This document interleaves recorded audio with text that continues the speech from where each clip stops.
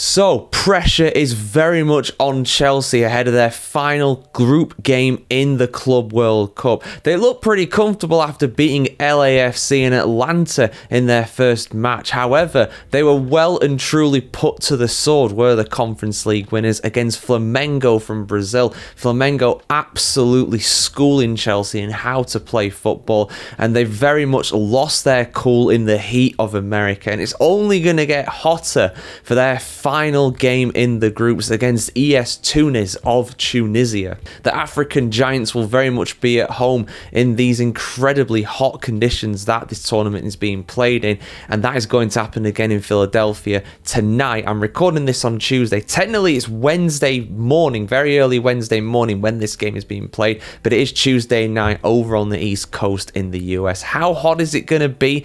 Well, it's going to hit at least 37 degrees Celsius in the day, with the humidity at that stadium in Philly pushing the heat index all the way to 45 degrees Celsius. It might not be quite that hot by the time they kick off in this game, but like I said, they are very much under pressure, are Chelsea. We've just seen Atletico Madrid go out of the tournament with 6 points won, and if they don't get a draw or a victory against Tunis, they are heading out. They are heading home at the group stage, which would be a massive disappointment, even for a tournament that a lot of fans in England anyway really don't care about, to be honest. But going out in the group stage and losing potentially against an African side, that is something that a lot of Chelsea fans will not like at all. But I've got an article here for you guys here on the footballchronicle.com. I'll quickly go over this and go over some of the main facts when it comes to this game, because yeah, it's gonna be a nervy one if Chelsea don't get an early goal, I reckon. Under intense heat in Philadelphia, Chelsea manager Enzo Maresca admitted training was impossible as temperatures at Subaru Park hit 37 degrees Celsius, with humidity pushing the feels-like conditions to 45. This morning's session has been very, very, very short, Maresca stated. Otherwise, you don't save energy for the game. It's just been about tomorrow's game, planning for tomorrow, and that's it. No more than that.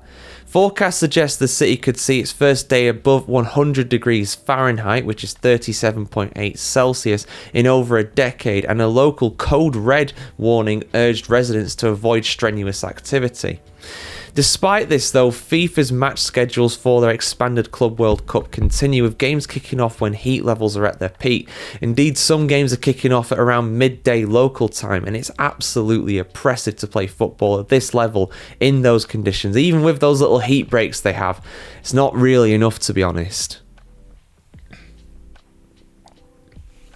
And you have to imagine as well, these guys have done a full season. It's been a big season for clubs like Chelsea. They've been playing a lot of games, and here they are at the end of that having to play another tournament. I know the South American sides play more matches, but their season has only just got going about a month or so ago. Their season's only got going around 2-3 months ago. The European side, some of the African sides, they've been playing all season, and they're now having to do this on top of that.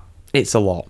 It's difficult to work with these temperatures, but we are here and we are trying to do our best, and we will try to win tomorrow, said Maresca. Borussia Dortmund boss Niko Kovac struggled in similar heat on Saturday in Cincinnati. I'm sweating like I've just come out of a sauna. Atletico Madrid faced 32 degrees in Pasadena, California, and midfielder Marcos Llorente described the conditions as terribly hot, adding, "My toes were sore, my nails were hurting, it's incredible." Chelsea's campaign now hinges on their final Group D game against Tunisia's ES Tunis, following a 3-1 loss to Flamengo. A defeat would end their tournament. Avoiding it sets up a knockout clash possibly with Bayern Munich, Benfica or Boca Juniors. The team also faces personnel issues. Reece James is doubtful with an illness, and forward Nicholas Jackson is suspended after a red card, missing Monday's opening session. During that limited training, large cooling fans sprayed water on the players, shaded areas were used where possible, and ice drinks were widely distributed. Defender Marc Cucurella said that the heat adaptation is difficult, but added, "We know we have a job to do here and we want to go far in the tournament." But will they go far in the tournament? We'll have to see. For what it's worth, I think they probably will beat Tunis. I think they're going to win, but it's going to be narrow. It's going to be tight. I mean, Chelsea didn't look amazing against LAFC. LAFC are not that great of a team, I'll be honest, in this tournament. They've lost both of their games. They've not been particularly great. I would be pretty worried if I was a Chelsea fan coming into this one. The one kind of saving grace, really, when it comes to this match for Chelsea is the fact that Tunis have done an entire season like they have. Tunisia's Football League does run on a similar schedule to what Europe's does, so it's not like they're facing a South American side like Flamengo, where they've only played 20 games this season, as so Flamengo have. So, Tunis have done an entire season, but Tunis are also a lot more used to playing in these kinds of conditions than what Chelsea are. With the heat right now in America, it's not that dissimilar to what you would experience in some parts of North Africa. Maybe not this time of year. North Africa's probably hotter, but in their actual season when it is running, this is probably this is more like what Tunis will be used to playing in and around Tunisia. So yeah, we'll see what happens with this one, guys. Will Chelsea get through? Will Chelsea get through to the knockouts? Let us know your thoughts in the comments below. And what are you thinking about the Club World Cup so far? People are starting to enjoy it now. It's got running, but I want to hear what you have to say in the comments below about this, guys. As always, like, share, comment, subscribe. As always, if you want to see more of this, and have a fantastic day here on the world today, and we'll see you very soon.